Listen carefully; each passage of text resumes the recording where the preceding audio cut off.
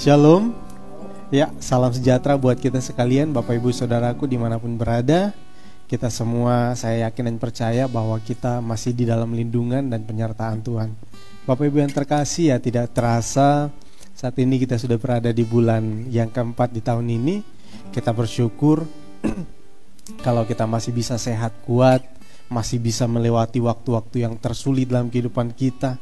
Bahkan banyak bahaya yang mengancam di kiri kanan, namun kita masih bisa berdiri teguh sampai saat ini.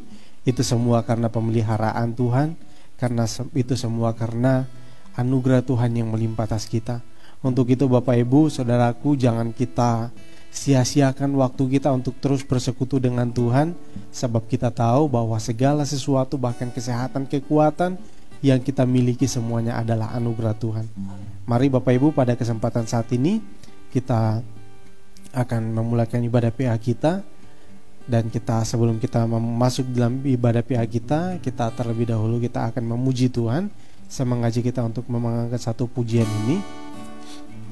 Jadikan aku rumah doamu.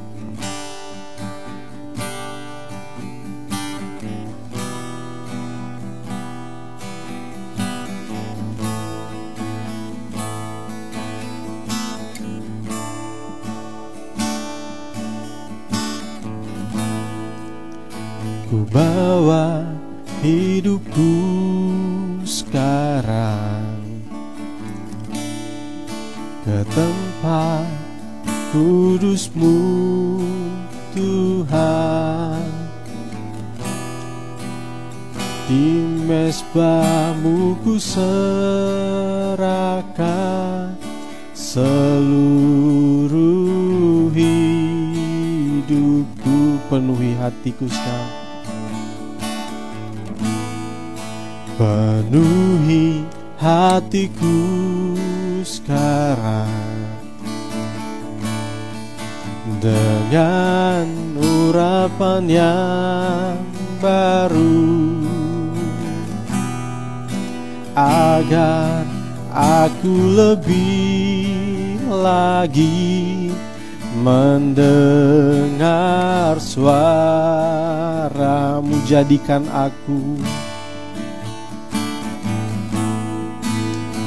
jadikan aku Tuhan, rumah doa-Mu, agar semua suku bangsa datang menyembah-Mu.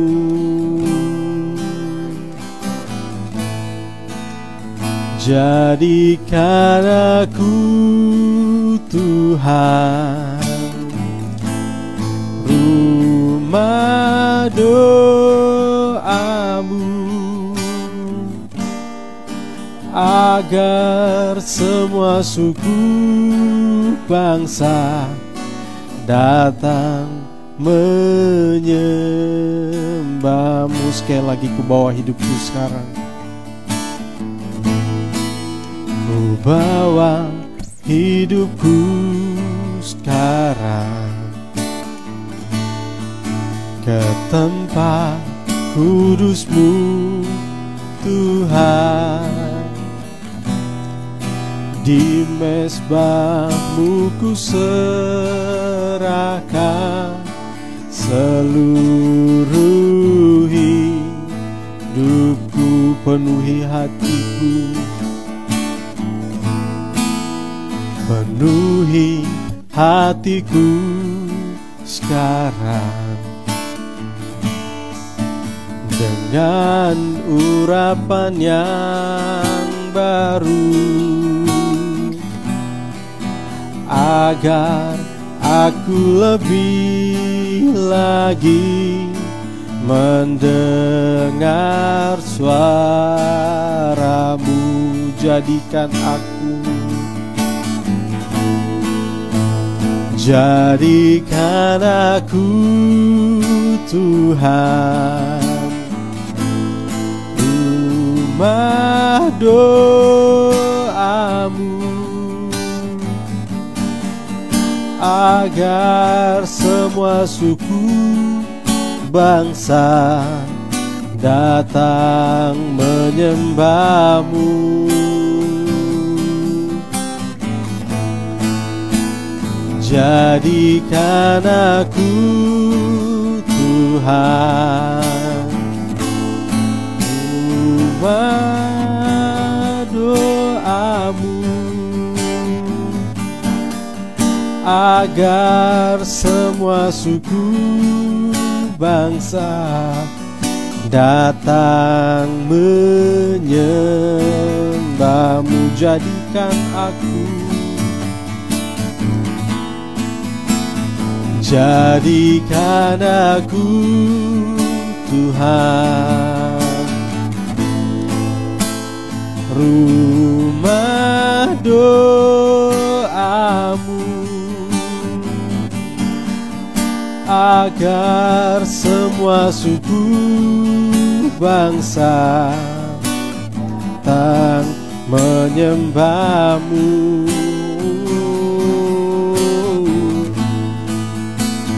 Jadikan aku Tuhan rumah doa-Mu, agar semua suku bangsa datang menyembah-Mu, agar semua suku bangsa, agar semua suku bangsa datang menyembah-Mu. Mari Bapak Ibu, kita satukan hati, kita berdoa. Terima kasih Tuhan, kami bersyukur atas segala yang Tuhan telah kerjakan dalam kehidupan kami. Sebab itu ya Tuhan, seperti pujian yang telah kami naikkan ya Tuhan, bahwa biarlah kehidupan kami ini menjadi kehidupan yang berguna bagi Engkau Tuhan, menjadi pelayan-pelayan-Mu ya Tuhan.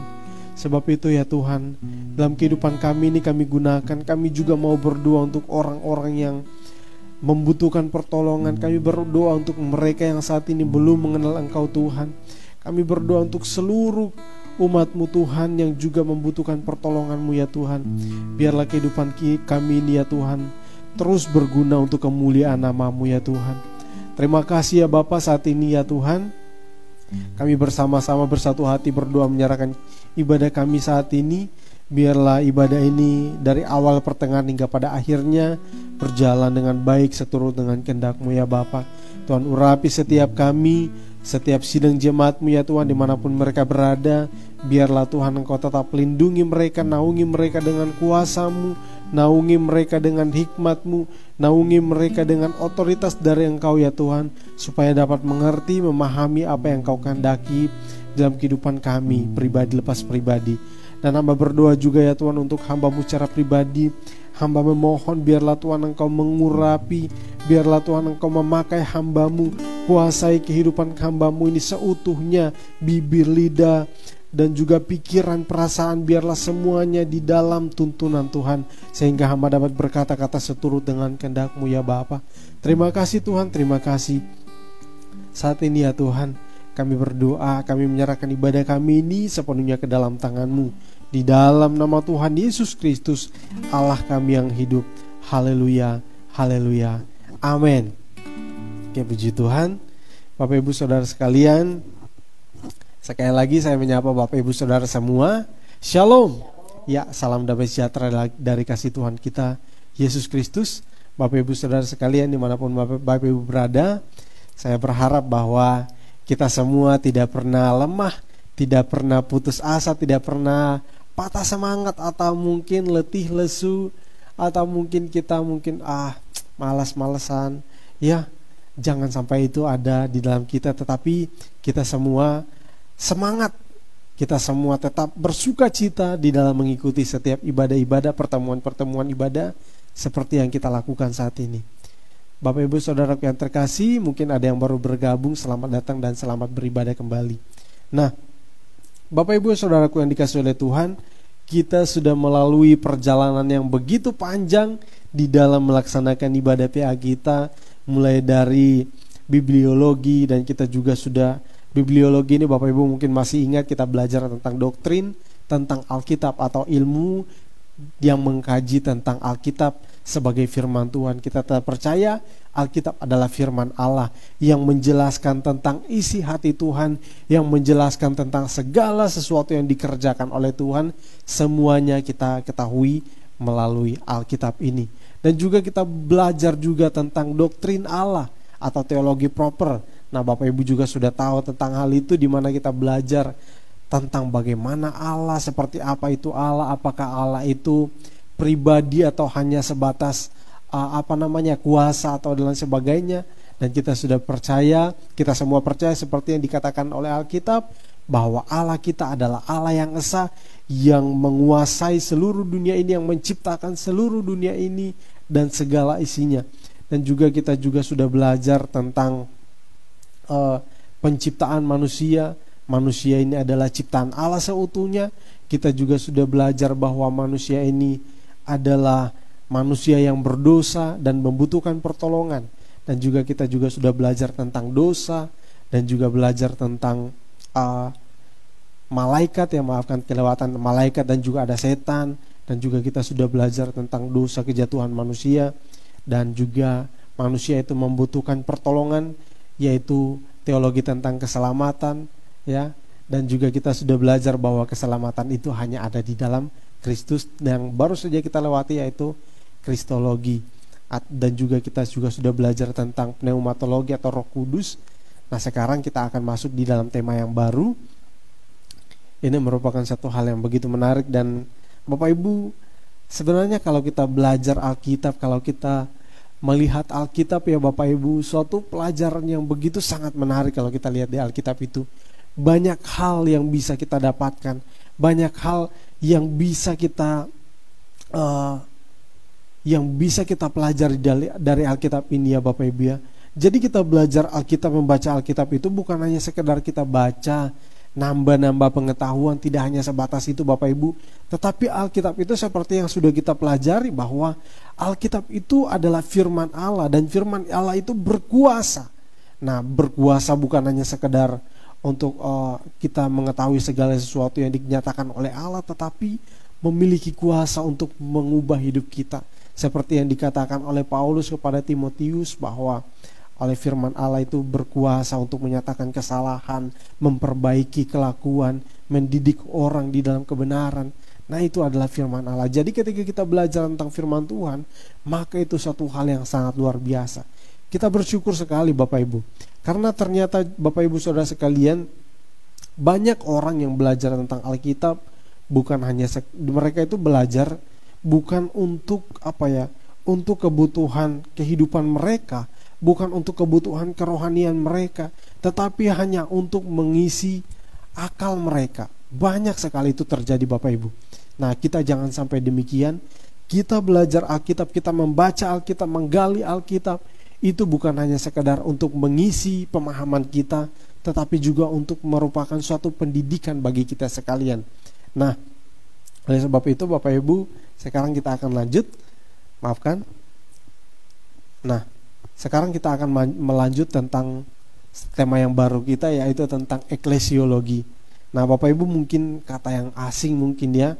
Nah, jadi eklesiologi ini merupakan satu kata yang memang dari bahasa asing, dan kita akan lihat bersama-sama apa itu eklesiologi. Nah, inilah eklesiologi itu Bapak Ibu, ya. Jadi eklesiologi itu adalah doktrin tentang gereja atau ilmu yang mengkaji tentang gereja. Kalau berbicara tentang gereja, pastinya Bapak Ibu Saudaraku tidak lagi asing buat kita, ya. Kita semua adalah gereja dan kita bergereja dengan baik. Nah, jadi Bapak Ibu yang dikasihi oleh Tuhan, gereja merupakan kata yang diterjemahkan dari bahasa Inggris, itu dari kata church, itu bahasa Inggris, dan juga dari church ini itu diambil dari kata Creek itu dari bahasa Skotlandia, dan juga ada kata yang serupa juga yaitu Kirche itu dari bahasa Jerman. Nah itu kata-kata ini iya saya kelewatan ya. Nah jadi sebelum saya lanjut, nah kita akan lihat bahwa kata-kata ini memang gereja ini diterjemahkan dari kata-kata tersebut. Nah sebentar kita akan lihat apa pengertian dari kata-kata ini. Nah jadi Bapak Ibu yang dikasihi oleh Tuhan, ternyata memang eklesiologi atau eklesia itu memang sebenarnya sudah bukan lagi suatu hal yang asing bagi kita sebenarnya, tetapi sudah sangat sering kita dengarkan. Bahkan mungkin ada nama gereja, nama eklesia, bahkan mungkin nama orang eklesia. Nah itu bukan lagi satu hal yang asing bagi kita sekalian. Nah eklesia itu adalah terjemahan atau doktrin. Eklesiologi itu merupakan doktrin tentang gereja. Bapak Ibu, dengan melihat ini, kata-kata ini tentunya ini tidak lagi asing buat kita ya Bapak Ibu ya. Mungkin Bapak Ibu juga sudah sering mengucapkan atau mungkin sering mungkin juga mencari pemahaman tentang ini atau menjelaskan tentang hal ini. Nah ini bukan suatu hal yang asing. Ini sudah sangat lumrah bagi kita sekalian.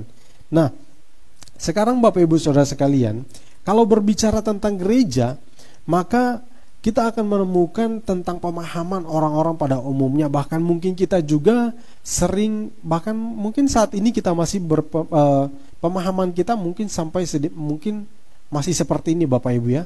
Jadi pada umumnya orang-orang itu berkata kalau berbicara tentang gereja, maka gereja itu merupakan satu hal yang dikatakan disebut sebagai gedung. Nah kalau berbicara tentang gereja, maka di dalam pikiran kita, gambaran kita, maka kita akan mengingat, oh gedung. Nah gedung atau bangunan tempat orang Kristen beribadah. Itu tidak salah Bapak Ibu, itu tidak salah. Itu memang, dan juga di dalam kamus besar bahasa Indonesia itu pun dikatakan demikian, bahwa gereja itu merupakan satu tempat orang beribadah atau gedung atau bangunan di mana orang Kristen itu melaksanakan atau menyelenggarakan ibadah atau ritual kerohanian. Nah, Bapak Ibu Saudaraku yang dikasihi oleh Tuhan, kita akan melihat seperti apa sebenarnya sih yang dikatakan dengan gereja itu. Nah, kita lihat Bapak Ibu. Kata church, kata kirk atau kirche itu semuanya berasal dari, itu semuanya itu diterjemahkan juga dari kata dari bahasa Yunani. Itu yang di bahasa Yunani itu katanya adalah kuriakon ya. Kuriakon itu diambil dari kata atau diambil dari kata kurios yang diterjemahkan, yang artinya kurios itu artinya Tuhan, yang artinya ya kalau di dalam bahasa Inggris seperti saya tulis itu adalah Lord. Kalau di dalam kita bahasa Indonesia kita terjemahkan sebagai Tuhan. Nah jadi kuriakon, church atau kurios. Nah ini diterjemahkan ya. Ini yang diterjemahkan dari kata church atau kirk atau kirche. Nah semuanya diterjemahkan dari kata ini. Nah Bapak Ibu yang dikasihi oleh Tuhan, jadi kuriakon atau church atau kirche atau yang kita sebut dengan yang kita kenal dan kita familiar dengan kita katakan sebagai gereja, itu artinya adalah milik Tuhan. Nah jadi Bapak Ibu, kita sudah mengerti di sini ya. Mungkin kita selama ini kita berpikir gereja, kita ingat gereja, kita ingat gedung atau kita ingat bangunan yang megah besar. Ada yang mungkin bangunan yang kecil yang namanya tempat ibadah orang Kristen, mungkin kita itulah gereja. Tetapi ternyata pemahaman itu jauh lebih lagi, bahwa yang dikatakan dengan gereja itu atau church atau kirche itu merupakan satu terjemahan yang dikatakan sebagai kita artikan sebagai milik Tuhan.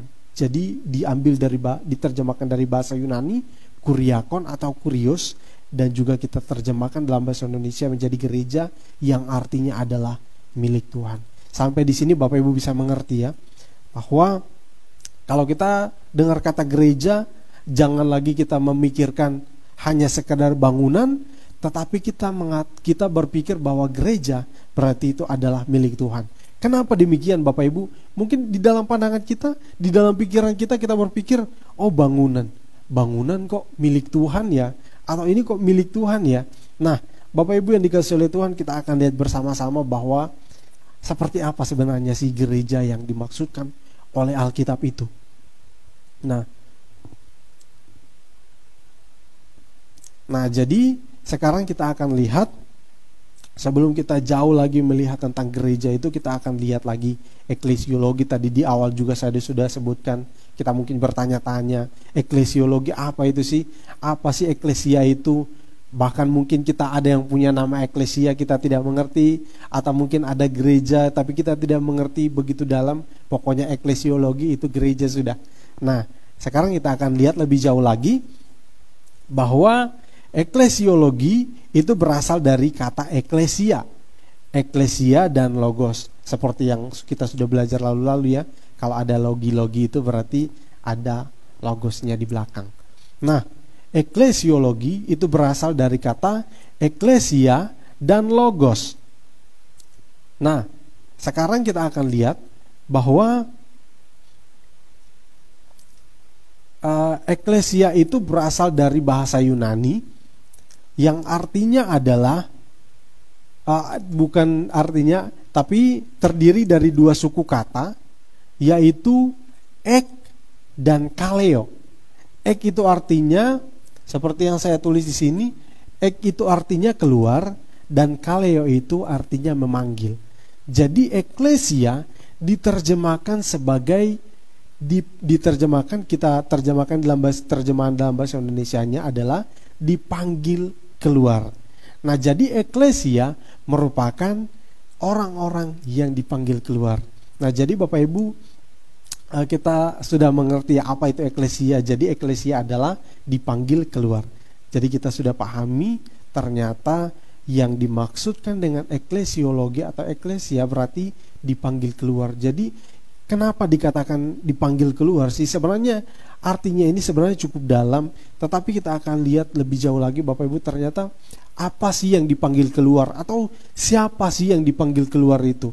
Nah, Bapak Ibu, saya dan saudara-saudaraku sekalian dimanapun berada, ketika kita ada di dalam Tuhan, ketika kita percaya kepada Tuhan, maka kitalah orang-orang yang telah dipanggil. Dipanggil itu keluar dari keadaan yang berdosa, masuk di dalam keadaan yang dibenarkan dan dikuduskan oleh Allah, masuk di dalam satu persekutuan atau perkumpulan orang-orang percaya yang disebut sebagai gereja.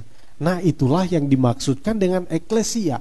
Kita dahulunya berada di luar Kristus, tetapi ketika kita dibenarkan, kita diselamatkan, kita terima Kristus, maka kita dipanggil. Itu artinya kita sedang dipanggil, lalu kita dimasukkan ke dalam komunitas sebagai orang-orang percaya, yaitu gereja. Nah, itulah eklesia. Nah, Bapak Ibu sudah mengerti ya, bahwa kita orang-orang percaya adalah orang-orang yang telah dipanggil keluar dari keadaan yang berdosa, masuk ke dalam perhimpunan orang percaya, orang-orang kudus. Nah, selanjutnya kita akan lihat Bapak Ibu singkat-singkat saja, karena ini adalah awal pembelajaran kita, maka saya hanya akan memberikan sekali lagi, saya hanya akan memberikan gambaran-gambaran tentang apa yang akan kita pelajari selama beberapa waktu ke depan ini. Nah, eklesia atau gereja itu merupakan suatu kumpulan orang yang dipanggil keluar dan menjadi milik Allah, yang dipanggil keluar seperti tadi saya sudah jelaskan sebenarnya, tapi saya akan tambahkan sedikit, keluar dari tempat atau dari dosa, dari keadaan, dari tempat perbudakan, kita dipanggil keluar, masuk ke dalam persekutuan orang-orang kudus. Nah, itulah, dan kita karena gereja tadi dikatakan terjemahannya adalah, atau church, atau dari kata Yunani yaitu kuriakon, adalah milik Allah, maka kita ini dipanggil dari perhambaan, kita dipanggil keluar dari perhambaan dosa dan masuk ke dalam persekutuan orang-orang kudus, dan kita semuanya ini adalah milik Allah. Ini adalah suatu hal yang sangat luar biasa Bapak Ibu, dan ini penting sekali untuk kita perhatikan, bahwa status kita sekarang, bukan lagi sebagai milik kita sendiri sehingga kita hidup seenaknya kita, melainkan kita hidup sebagai orang-orang yang adalah milik Allah. Ya, kita adalah gereja, berarti kita harus akui dan kita harus terima itu dalam kehidupan kita. Dan itu seharusnya menjadi kebanggaan bagi kita bahwa kita ini adalah milik Allah. Kita akan lanjut Bapak Ibu. Nah, sebenarnya Bapak Ibu, kata eklesia itu sebenarnya merupakan kata yang umum Bapak Ibu ya. Bisa berlaku untuk perkumpulan apa saja. Jadi ketika ada seseorang yang dipanggil lalu dikhususkan untuk melakukan sesuatu, atau dipanggil atau dibebaskan dan sebagainya, maka itu bisa juga dan bisa juga disebutkan sebagai eklesia. Nah, jadi namun karena pada zaman itu kata ini mengalami penyempitan makna, jadi Bapak Ibu, jadi selalu digunakan, pada umumnya kata ini eklesia ini selalu digunakan untuk perkumpulan-perkumpulan orang-orang percaya atau pengikut Kristus. Nah, jadi Bapak Ibu yang dikasihi oleh Tuhan, kata eklesia ini sebenarnya kata yang umum pada zaman itu, tapi pada umumnya kata ini digunakan merujuk atau menunjukkan kepada orang-orang yang disebut sebagai orang percaya atau pengikut Kristus, atau yang kita kenal sebagai orang-orang Kristen. Nah, jadi inilah yang disebut dengan eklesia. Tapi sekarang kalau disebut dengan eklesia, maka ini sudah sangat melekat dengan kekristenan. Sebab itu Bapak Ibu yang dikasihi oleh Tuhan, ketika kita mendengar eklesia, maka di dalam pikiran kita, oh pasti Kristen. Nah, itulah yang kita pahami dengan eklesia ini. Jadi Bapak Ibu sudah pahami di sini ya. Walaupun kata eklesia itu merupakan kata yang umum, tetapi di zaman sekarang ini kata ini sudah sangat dekat atau pada umumnya digunakan merujuk kepada orang-orang Kristen. Jadi Bapak Ibu mengerti ya, kita akan lanjut. Nah, sekarang kita akan lihat bersama-sama bahwa ternyata di dalam Alkitab sendiri tidak mencatat kata gereja. Ya, Bapak Ibu cari bolak-balik di Alkitab ya. Bolak-balik di Alkitab dari awal sampai akhir, Bapak Ibu tidak akan menemukan kata gereja. Ya. Kata gereja tidak ada di dalam Alkitab. Namun kita akan melihat bahwa kata gereja ini sebenarnya tidak ada, walaupun tidak ada di dalam Alkitab, tetapi kita akan melihat bahwa ternyata di Alkitab itu tidak dituliskan gereja, melainkan jemaat. Nah, jadi Bapak Ibu bisa lihat ya, kalau baca di dalam surat-suratnya Paulus, misalnya kita akan lihat di dalam Efesus ya.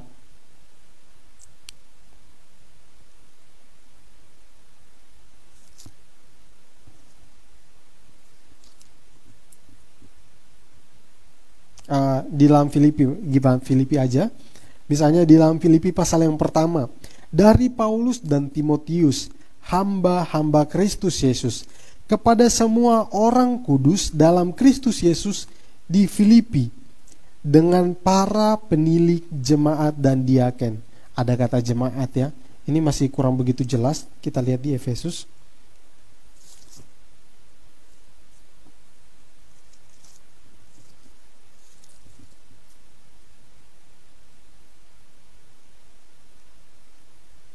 Oh ya, masih di Efesus juga belum ada. Tapi yang lebih jelas itu di dalam kitab Wahyu Bapak Ibu ya. Ada kepada jemaat Allah di sini, kepada jemaat Allah di sini. Bapak Ibu bisa baca itu di dalam kitab Wahyu. Dan itu menunjukkan bahwa kata gereja memang tidak ada di dalam Alkitab, tetapi lebih dikenal dengan atau lebih familiar disebut dengan jemaat. Nah, sekarang di dalam bahasa Indonesia kita menggunakannya sebagai gereja. Tetapi memang ada perbedaan antara gereja dan jemaat. Walaupun di dalam Alkitab disebut sebagai jemaat, karena di dalam Alkitab itu dia tidak menjuru kepada yang yang kita pahami sebagai bangunan, gedung dan lain sebagainya, tetapi dia lebih kepada orang-orangnya. Nah, kalau dikatakan sebagai jemaat, maka itu pemahamannya itu lebih kepada orang-orangnya yang ada di dalam gereja itu. Nah, tetapi kalau kita melihat bahwa ternyata yang kita sebutkan sebagai gereja itu sebagai kata yang memang memiliki maknanya itu luas. Kalau berbicara tentang gereja, maka di sana kita akan berbicara juga tentang strukturalnya, organisasinya, tentang tata cara beribadahnya, tentang banyak hal, bahkan tentang orang-orangnya, jemaat-jemaatnya itu masuk di dalam gereja ini. Dan sebenarnya memang gereja ini lebih luas dari kata jemaat. Tapi kalau jemaat seperti tadi yang saya sudah katakan, bahwa itu hanya berbicara tentang orang-orangnya, ya. Itu perbedaan antara gereja dan jemaat. Dan memang di Alkitab itu tidak ada kata gereja karena lebih fokus kepada orang-orangnya. Nah, jadi Bapak Ibu bisa pahami ya perbedaan antara jemaat dan gereja.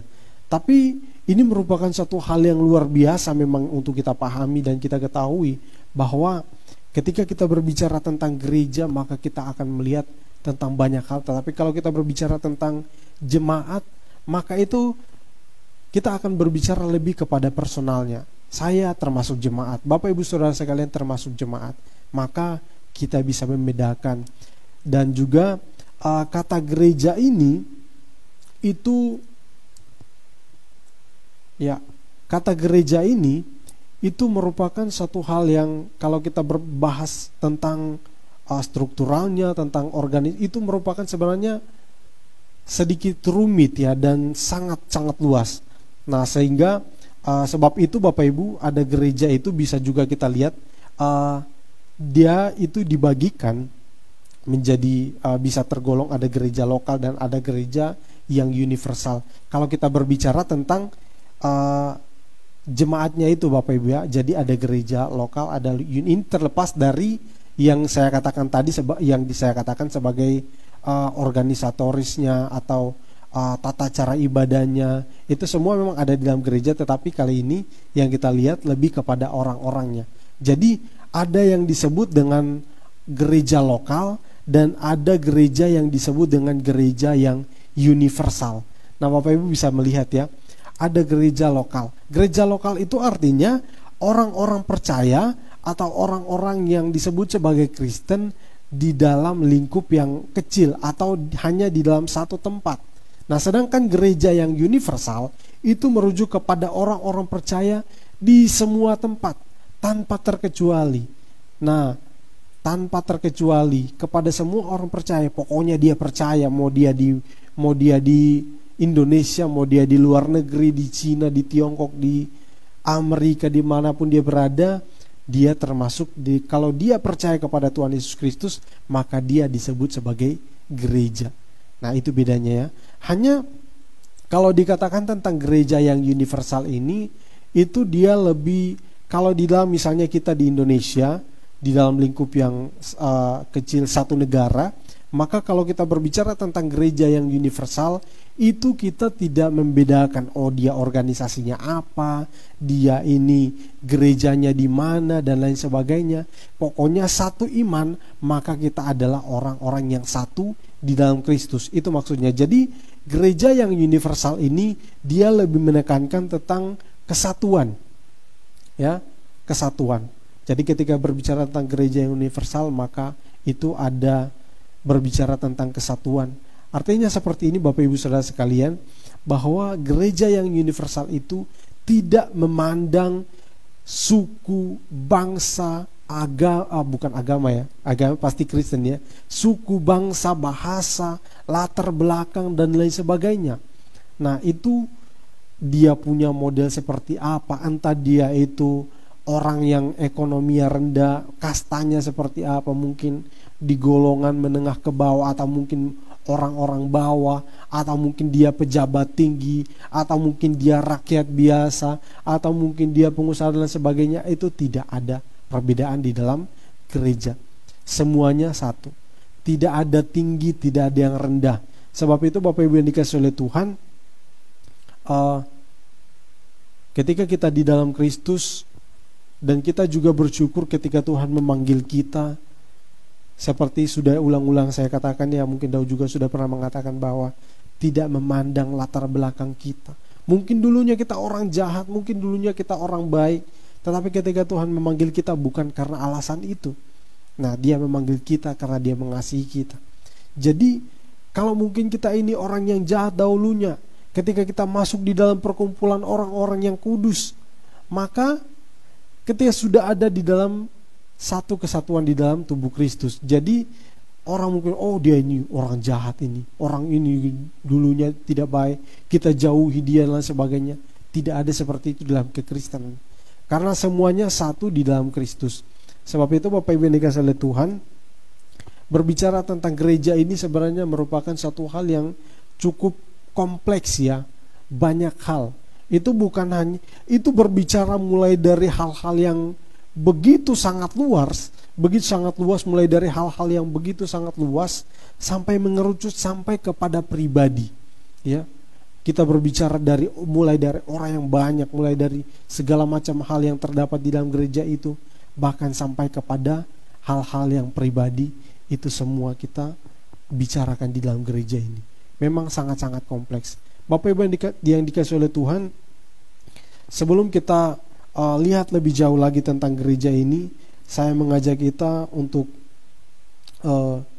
membaca satu ayat di dalam Matius pasal yang ke-16 tadi, ya. Saya lupa bacakan tadi, ya. Matius 16 ayat yang ke-18. Ya, saya akan bacakan untuk kita sekalian. Matius 16 ayat yang ke-18. Dan aku pun berkata kepadamu, engkau adalah Petrus, dan di atas batu karang ini aku akan mendirikan jemaatku, dan alam maut tidak akan menguasainya.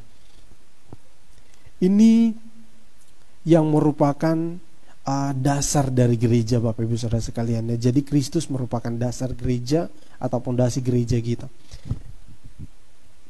Nah, Bapak Ibu yang dikasihi oleh Tuhan, kita mungkin kita mungkin bertanya-tanya, kapan gereja itu dimulai? Kapan gereja itu ada? Nah, jadi sudah sangat jelas sebenarnya Bapak Ibu, ya. Memang di dalam Alkitab juga sudah begitu sangat jelas dikatakan kapan gereja itu dimulai dan bagaimana prosesnya seperti apa. Dan kita sudah tahu bahwa gereja itu dimulai oleh Kristus sendiri. Jadi gereja itu mulainya sejak zaman Perjanjian Lama. Tetapi kita bisa melihat di dalam Perjanjian Lama, maksud saya tadi gereja itu mulai dari Perjanjian Baru. Perjanjian Lama juga sebenarnya sudah ada sebenarnya model-model ataupun hal-hal yang menyerupai gereja, seperti bangsa Israel. Mereka itu dipanggil keluar dari perbudakan, kemudian mereka dibebaskan dan mereka dipersatukan. Mereka ini dipilih oleh Tuhan. Kira-kira seperti itu Bapak Ibu yang model-modelnya. Tapi kita bersyukur di dalam Kristus, kita beroleh kesempatan dan kita dipilih oleh Tuhan untuk masuk di dalam persekutuan orang-orang percaya. Jadi gereja itu kapan dimulai?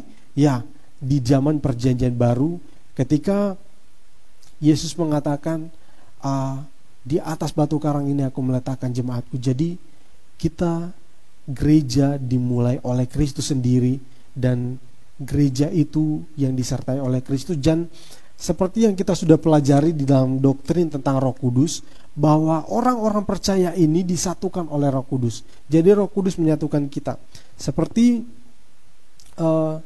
yang kita lihat Bapak Ibu, ya, kita akan bacakan, saya akan bacakan untuk kita sekalian, maafkan Bapak Ibu, di dalam 1 Korintus pasal yang ke-12 ayat yang ke-13. Nah, ini sudah pernah juga kita baca, bahwa di dalam ayat ini dikatakan, sebab dalam satu roh kita semua, baik orang Yahudi maupun orang Yunani, baik budak maupun orang merdeka, telah dibaptis menjadi satu tubuh, dan kita semua diberi minum dari satu roh. Nah, ini sangat jelas Bapak Ibu, ya, bahwa Setiap orang yang percaya, setiap orang yang telah dipilih oleh Tuhan, dipanggil oleh Tuhan, keluar dari perbudakan dosa, keluar dari tempat yang tidak baik dari dosa. Kita ini dulunya pendosa, kita ditarik, kita ini dipanggil oleh Tuhan, kita masuk di dalam perkumpulan orang-orang percaya, dan kita ini semua disatukan oleh Roh Kudus.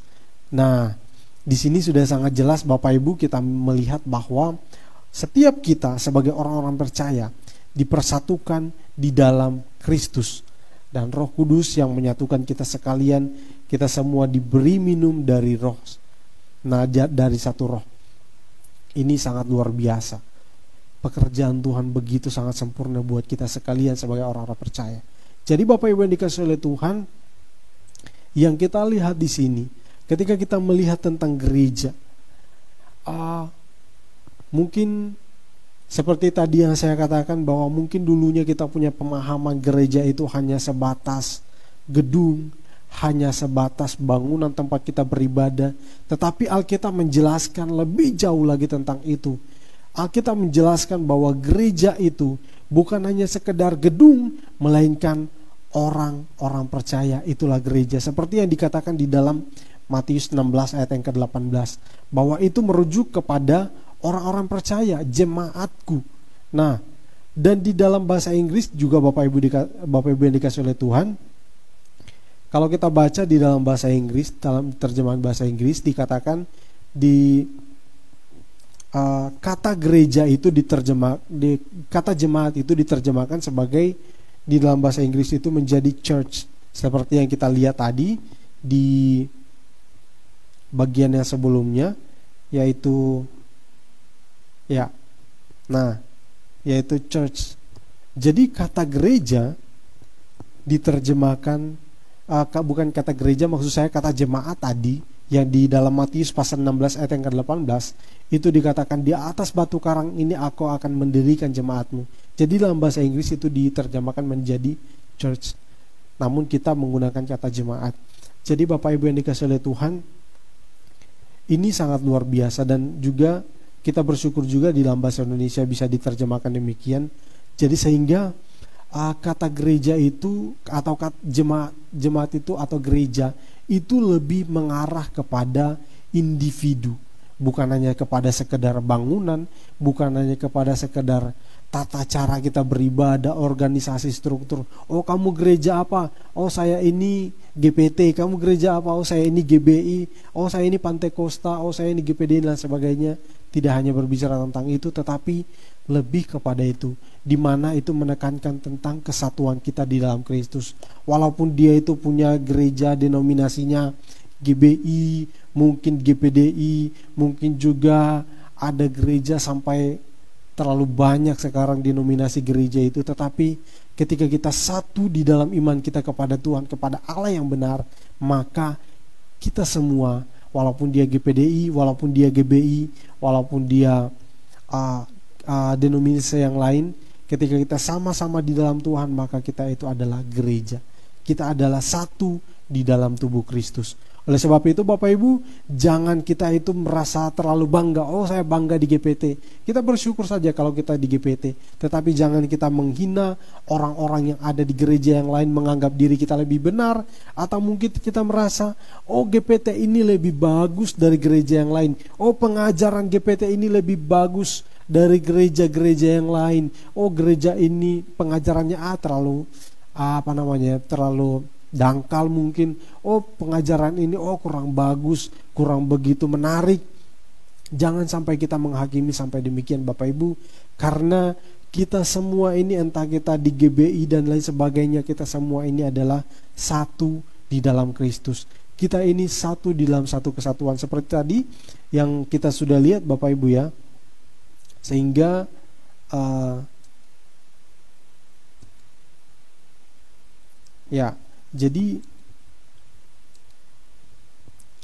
Jadi ya, sehingga kita semua, walaupun kita ini orang-orang yang ada di denominasi yang lain, atau mungkin kita melihat orang-orang yang di denominasi yang lain, kita tidak merasa diri kita paling benar, kita tidak merasa diri kita paling hebat, karena kita ada di dalam gereja yang mungkin kelihatannya bagus, tetapi kita ini adalah ketika semuanya bersekutu di dalam nama Tuhan, maka kita semuanya ini adalah orang-orang benar.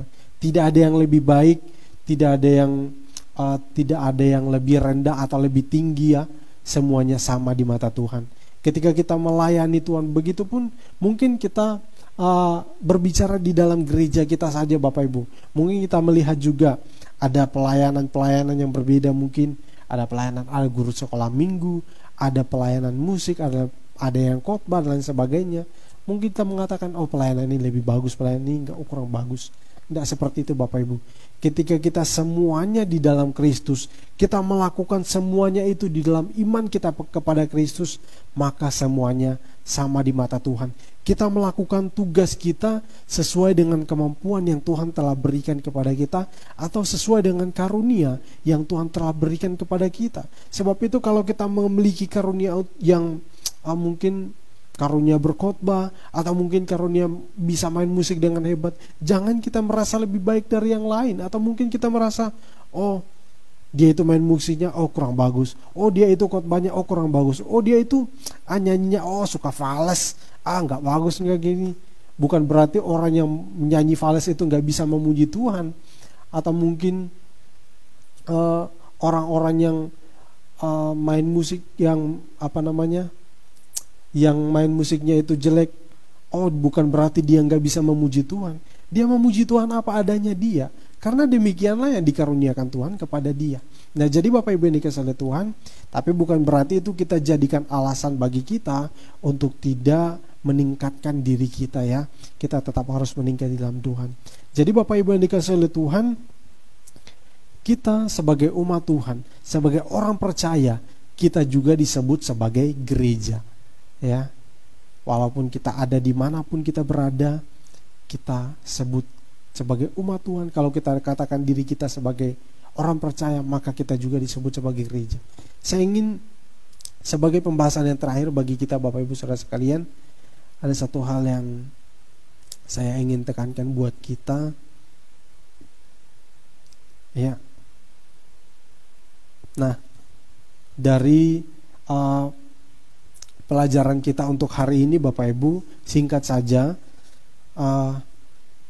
eklesia itu merupakan satu kata yang diterjemahkan kata dari bahasa Yunani yang kita terjemahkan sebagai dipanggil keluar, dan gereja merupakan terjemahan juga dari kata Yunani yang diterjemahkan menjadi milik Allah. Jadi eklesia atau gereja ini kita satukan, terus kita artikan sebagai satu kelompok orang atau kelompok orang yang dipanggil keluar dari keadaan yang berdosa, masuk di dalam perkumpulan orang-orang kudus, lalu mereka ini adalah menjadi milik Allah. Ini merupakan satu hal yang penting bagi kita. Saya ingin tekankan bagi kita sekalian Bapak Ibu, seperti yang dikatakan oleh Rasul Paulus, bahwa kita sebagai orang-orang yang ditebus oleh Tuhan, kita ini tidak hidup lagi untuk diri kita sendiri, melainkan untuk Tuhan. Jadi Bapak Ibu pasti sudah mengerti ya, bahwa hidupku ini bukanlah aku lagi, melainkan Kristus yang hidup di dalamku. Itu yang dikatakan oleh Paulus Bapak Ibu ya. Jadi kita hidup ini tidak hidup lagi suka-sukanya kita. Ini kalau kita pahami dari kata gereja ini ya, kita akui dimanapun kita berada, kita harus sadari, senantiasa ada kesadaran di dalam kita, aku ini milik Tuhan. Aku tidak lagi hidup seperti yang sebelum-sebelumnya. Dulu kita mau buat apa aja, kita hidup benar, kita hidup gak benar, kita suka ngomong, kita suka tipu-tipu, kita suka mungkin menjelekkan orang juga, mungkin kita juga suka kita suka berbohong dengan orang lain, atau mungkin bahkan mencuri ya, bahkan mungkin kita mencuri. Jadi semuanya kita lakukan suka-suka kita. Tetapi dengan memahami gereja Gereja diterjemahkan sebagai satu kata yang luar biasa, yaitu milik Tuhan. Kita ini adalah milik Tuhan. Saya, Bapak Ibu Saudara sekalian, saya adalah gereja Tuhan. Bapak Ibu Saudara sekalian adalah gereja Tuhan. Sebab itu kita harus akui dalam kehidupan kita, kita harus sadari bahwa kita ini adalah milik Tuhan. Jadi kita hidup bukan hidup hanya sekadar untuk kita, melainkan kita ini hidup untuk Tuhan. Janganlah kita, ya, terima kasih. Jadi janganlah kita hidup sesuka-sukanya kita, melainkan kita hidup untuk Tuhan yang telah memanggil kita keluar dari suatu tempat yang membawa kita kepada kebinasaan, kepada tempat yang baru, yaitu di dalam perkumpulan orang-orang kudus yang membawa kehidupan kita kepada kehidupan yang kekal. Nah, jadi Bapak Ibu yang dikasihi oleh Tuhan, tadi ayatnya itu terima kasih Saudara Daud sudah menemukan, yaitu di dalam Galatia pasal yang kedua ayat yang ke-20 dikatakan bahwa tetapi aku hidup, namun aku hidup, tetapi bukan aku lagi sendiri yang hidup, melainkan Kristus yang hidup di dalam aku. Dan hidup yang kuhidup sekarang di dalam daging adalah hidup oleh iman dalam anak Allah yang telah mengasihi aku dan yang telah menyerahkan dirinya untuk aku. Jadi sangat jelas sekali Bapak Ibu Saudara sekalian. Dan juga di dalam 1 Petrus juga dikatakan sana bahwa kita ini adalah umat kepunyaan Allah, bangsa yang kudus, dipanggil keluar untuk memberitakan tentang perbuatan-perbuatan Allah yang besar. Nah, jadi Bapak Ibu yang dikasihi oleh Tuhan, berbicara tentang gereja, maka kita juga punya tanggung jawab juga ya Bapak Ibu ya. Jadi kita dipanggil oleh Tuhan bukan hanya sekedar hidup di dalam komunitas ini, melainkan kita juga untuk hidup melayani Tuhan. Seperti yang di dalam 1 Korintus pasal yang ke-12 tadi Bapak Ibu ya. Saya akan bacakan sekali lagi. Saya langsung tayangkan di slide. Nah, jadi ini berbicara tentang tubuh Kristus Bapak Ibu ya. Sebab dalam satu roh kita semua, baik orang Yahudi maupun orang Yunani, baik budak maupun orang merdeka, ya orang Yahudi, orang Yunani. Ya, ini kita berbicara tentang saya Sulawesi, Bapak Ibu Saudara sekalian di Jawa, Saudara Daud dia orang Batak, atau mungkin orang ada yang mungkin sukunya itu mungkin dari keturunan mungkin Chinese, atau mungkin keturunan yang lain mungkin. Nah, baik orang Yahudi, orang Yunani, baik budak maupun orang merdeka, mungkin orang yang punya keterikatan di dalam hal-hal mungkin keterikatan di dalam mungkin pekerjaannya, atau mungkin orang yang bebas di dalam masalah pekerjaannya, ya mungkin saya katakan seperti ini ya, mungkin kita ini pekerja mungkin, atau mungkin kita ini adalah bos mungkin. Nah, itu di dalam bahasa kita sekarang ya, telah dibaptis menjadi satu tubuh. Kita semuanya ini ketika kita percaya di dalam Tuhan, apapun status kita, apapun keadaan kita, apapun kondisi kita, ketika kita semua di dalam Kristus, kita semua telah dipersatukan menjadi satu tubuh, dan kita semua dihidupkan dan ya diberi minum dari satu roh. Saya artikan sebagai kita ini dihidupkan dari roh yang sama, ya, yaitu Roh Kudus yang memberikan kehidupan kita kepada kita sekalian. Jadi Bapak Ibu yang dikasihi oleh Tuhan, ini merupakan satu pemahaman yang saya rasa sudah sangat sederhana buat kita sekalian, dan saya tidak banyak memberikan hal-hal, tidak begitu banyak memberikan pemahaman ini, tetapi kita akan bahas lebih jauh di minggu-minggu yang akan datang. Jadi Bapak Ibu yang dikasihi oleh Tuhan, itulah kira-kira tentang gereja itu. Jadi saya rasa ini juga sudah cukup sebagai pembukaan buat kita sekalian untuk memberikan pemahaman yang lebih jauh lagi kepada kita, dan kita tetap memacu diri kita untuk menggali. Sebab itu Bapak Ibu Saudara sekalian, kalau bisa kepada kita Bapak Ibu, mari kita belajar secara mandiri tentang, misalnya bulan ini tema kita kan tentang eklesiologi. Bapak Ibu bisa pelajari sendiri di rumah. Kalau mungkin ada hal-hal yang tidak dimengerti, silakan berikan pertanyaan kepada kami dan kami akan menjawabnya.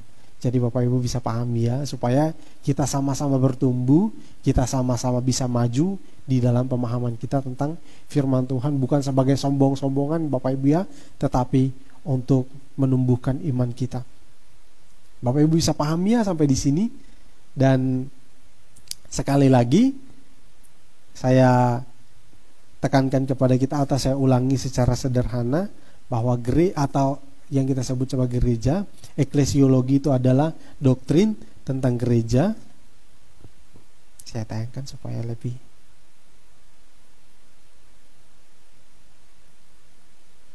Ya, jadi doktrin eklesiologi itu adalah doktrin tentang gereja, dan gereja itu sendiri itu diterjemahkan dari bahasa Inggris yang yaitu church.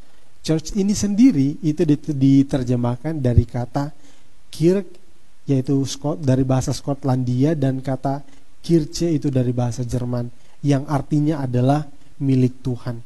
Sebab itu Bapak Ibu, tekankan di dalam kita, di dalam hati kita, diri kita, bahwa kita ini adalah milik Tuhan. Terus yang kita sebut sebagai eklesia itu adalah, eklesia itu terdiri dari dua kata, yaitu ek dan kaleo. Dan ek itu artinya keluar, dan kaleo itu artinya memanggil. Jadi eklesia diterjemahkan sebagai dipanggil keluar. Itu menjadi kata yang pasif. Jadi Bapak Ibu yang dikasihi oleh Tuhan, kita semua ini adalah orang-orang yang dulunya bukan milik Kristus, di luar Kristus, dan kita berada di dalam satu tempat yang betul-betul ya jauh dari apa yang Tuhan harapkan. Dan Tuhan memanggil kita keluar dari sana dan memasukkan kita atau menyatukan kita di dalam perkumpulan orang-orang kudus, perkumpulan yang kudus yang kita sebut sebagai gereja. Nah, itu kira-kira untuk pemahaman dasar kita tentang gereja ini ya. Jadi Bapak Ibu bisa pahami, semoga kita tetap semangat untuk belajar, dan ini merupakan satu tema juga yang ya tidak kalah menarik dan tidak kalah indah juga untuk kita pelajari. Sangat menarik juga. Bapak Ibu, untuk PA hari ini saya tibakan sampai di sini. Mari kita akan akhiri PA ini. Kita angkat pujian tadi.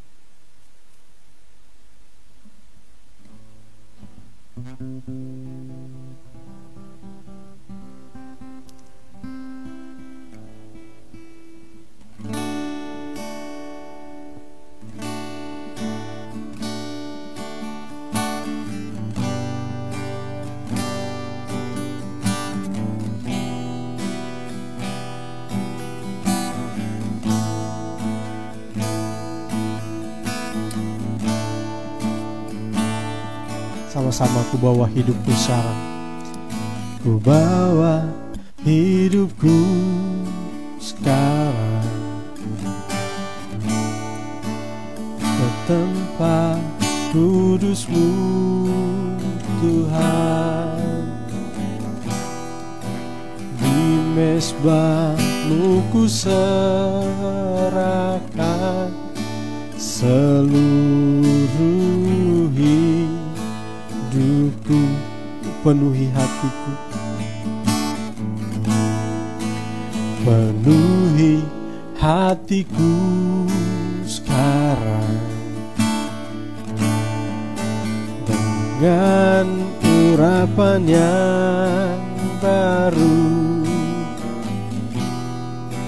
agar aku lebih lagi mendengar suara.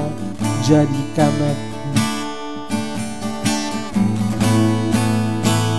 jadikan aku Tuhan rumah doamu, agar semua suku bangsa datang menyembah-Mu.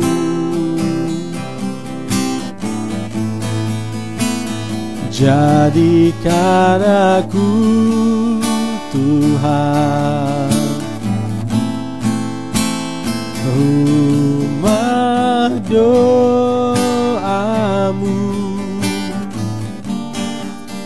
agar semua suku bangsa datang menyembah-Mu. Jadikan aku, jadikan aku Tuhan rumah doa-Mu, agar semua suku bangsa datang menyembah-Mu.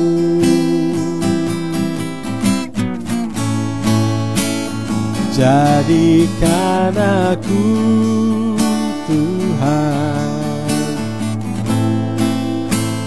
rumah doa-Mu,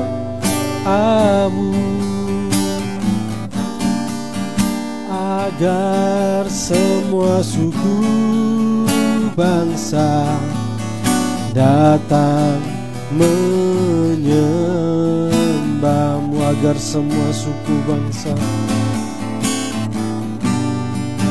agar semua suku bangsa datang menyembah-Mu. Mari Bapak Ibu kita satukan hati, kita berdoa. Bapa di surga, terima kasih untuk waktu yang telah Engkau berikan kepada kami untuk bersekutu bersama-sama dan juga untuk belajar bersama-sama tentang kebenaran firman-Mu. Dan juga terima kasih untuk pemahaman yang telah Engkau berikan kepada kami, hamba-Mu secara pribadi ya Tuhan. Sangat terbatas dalam berkata-kata, namun hamba berdoa kiranya Tuhan Engkau memberikan pemahaman yang lebih jauh lagi kepada seluruh sidang jemaat-Mu ya Tuhan, maupun kepada seluruh umat-Mu yang saat ini sedang menyaksikan ibadah ini. Biarlah pemahaman Tuhan akan memberikan kepada mereka pemahaman yang lebih baik dan lebih jauh lagi kepada mereka. Tuhan berbicara terus kepada mereka, sehingga kami dapat bersama-sama bertumbuh di dalam iman kepada Engkau ya Tuhan. Saat ini ya Tuhan, kami berdua bersama-sama bersatu hati untuk seluruh sidang jemaat-Mu ya Tuhan, dimanapun mereka berada, apapun yang menjadi kondisi kehidupan mereka saat ini ya Tuhan. Kami bersama-sama berdoa, mungkin saat ini ada yang sedang mengalami kelemahan fisik, atau mungkin saat ini sedang mengalami keadaan yang kurang baik dalam kehidupan mereka, baik di dalam pekerjaan mereka, baik di dalam rumah tangga mereka, baik di dalam mungkin pendidikan mereka, atau mungkin di dalam masalah kesehatan dan lain sebagainya. Kami berdoa bersama-sama di dalam nama Tuhan Yesus Kristus. Tuhan hiburkan mereka di dalam nama Tuhan Yesus Kristus. Tuhan kuatkan mereka di dalam nama Tuhan Yesus Kristus. Tuhan berikan jalan keluar bagi mereka. Terima kasih Tuhan, terima kasih. Sebab itu ya Tuhan, kami berdoa, apapun yang menjadi kondisi hidup mereka saat ini, mereka tidak akan mengalami patah semangat. Saat ini mereka tidak akan mengalami kekecewaan yang begitu mendalam. Saat ini mereka tidak akan mengalami atau membiarkan diri mereka untuk jatuh di dalam semangat yang begitu sangat jatuh ya Tuhan, atau mungkin semangat mereka patah ya Tuhan. Tapi kami akan yang percaya Tuhan akan bangkitkan mereka dengan kekuatan yang baru, dengan sukacita yang baru, dengan damai yang dari Engkau sendiri. Terima kasih Tuhan, terima kasih. Saat ini ya Tuhan, kami berdoa, mungkin saat ini ya Tuhan, mereka ada yang mengalami sukacita. Biarlah sukacita mereka terus Engkau penuhkan ya Tuhan, dan mereka akan terus menerus untuk mengucap syukur kepada Engkau ya Bapa. Terima kasih Tuhan, terima kasih. Saat ini ya Tuhan, kami berdoa untuk seluruh sidang jemaat-Mu ya Tuhan. Apapun yang menjadi pekerjaan mereka, apapun yang menjadi pergumulan mereka di waktu-waktu ini ya Tuhan, apapun yang menjadi kerinduan mereka, biarlah Tuhan Engkau mendengarkan semua, dan Tuhan Engkau memberkati mereka di dalam setiap pekerjaan mereka, berikan keberhasilan, dan Tuhan wujudkan segala sesuatu yang mereka impikan di dalam Engkau ya Tuhan. Dan kami berdoa ya Tuhan, biarlah kasih karunia, biarlah kemurahan Tuhan akan senantiasa melimpah bagi kami sekalian. Terima kasih Tuhan, terima kasih mereka saat-saat ini yang mungkin masih dalam pendidikan. Tuhan berikan hikmat, Tuhan berikan kecerdasan supaya dapat menempuh pendidikan dengan baik ya Tuhan. Terima kasih Tuhan, terima kasih. Ini doa kami serahkan kehidupan kami sepenuhnya ke dalam tangan-Mu. Di dalam nama Tuhan Yesus Kristus, Allah kami yang hidup. Haleluya, amin. Baiklah Bapak Ibu Saudaraku yang dikasihi oleh Tuhan, ibadah kita telah selesai dan sebelum kita akhiri, kita akan mendengarkan pengumuman terlebih dahulu. Bapak Ibu, ibadah kita berjalan seperti biasa. Ibadah raya di hari Minggu, ada ibadah juga untuk sekolah Minggu, dan ibadah PA kita di hari Rabu.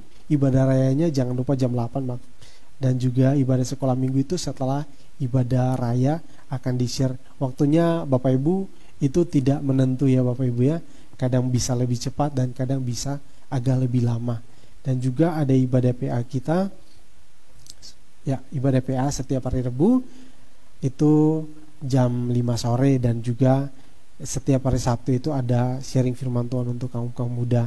Dan tetap semangat, dan untuk kaum muda berpesan untuk tetap juga setia di dalam beribadah, jangan pernah lengah, biarlah kita maju diri kita untuk terus semangat dalam Tuhan. Dan juga Bapak Ibu Saudara sekalian, jangan lupa Bapak Ibu juga mungkin sudah tahu, sudah ulang-ulang disampaikan tentang masalah bukan masalah sih, tentang pembangunan atau renovasi gereja kita. Jika ada dari Bapak Ibu Saudara sekalian yang ingin terlibat di dalam proyek ini pekerjaan Tuhan. Dan jika ada dari Bapak Ibu Saudara sekalian yang ingin terlibat, jangan sungkan-sungkan, atau mungkin seberapapun yang bisa kita berikan, jangan sungkan. Mari kita lakukan itu dengan sukacita. Mari kita lakukan itu dengan iman kita kepada Tuhan. Seberapapun yang bisa kita lakukan, mari kita lakukan. Jangan sungkan dan jangan takut, atau jangan minder. Ya, mungkin orang katakan, kita lihat orang bisa memberikan dengan pemberian yang besar, kita cuma punya segini. Jangan minder, karena seberapapun yang kita lakukan, seberapapun yang kita dapat berikan, kalau kita lakukan dengan tulus, dengan iman, maka itu akan sangat berguna dan memuliakan nama Tuhan. Oke Bapak Ibu, ibadah kita selesai, dan sampai di sini Tuhan Yesus memberkati kita sekalian. Sampai jumpa di waktu-waktu selanjutnya. Tuhan Yesus memberkati. Shalom.